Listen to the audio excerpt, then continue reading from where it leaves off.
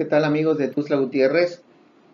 Debido a constante actividad sísmica últimamente en nuestro estado, y no solo en nuestro estado, sino en toda la República Mexicana, he decidido contribuir también algo acerca de creación de alarmas que puedan avisarnos acerca de un sismo.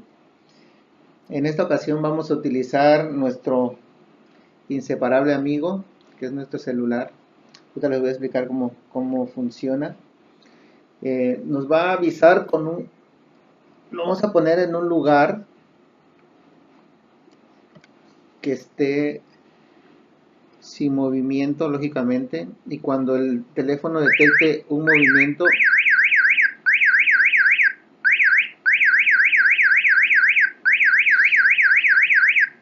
nos va a avisar. Estamos trabajando en eso. Quise contribuir a algo también para que pueda servirnos, colocarlos en la esquina para que nos avise a todos los vecinos, a toda la cuadra, a todo el edificio, o si no quieren, pues también personal en nuestra habitación. Yo lo voy a colocar aquí donde dormimos porque tengo el sueño muy pesado y a veces no sentimos el movimiento. Estamos trabajando en eso. Si alguien está interesado, con gusto puedo decirle cómo. Es un poquito complicado, pero más preciso. Trabajamos aquí con los ejes X, Y, Z.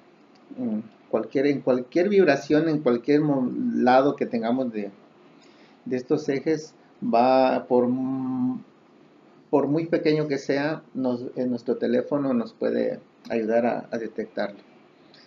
Estamos trabajando en eso y continuamos trabajando y quise contribuir con un granito de arena debido a tan grande problema que tenemos y que no estamos preparados para eso, pero vamos a irnos fortaleciendo. Sabemos que es un lugar donde siempre va a estar temblando, siempre va a haber actividad sísmica, entonces hay que estar preparados. Les mando un saludo aquí, esta baby. Seguimos en contacto.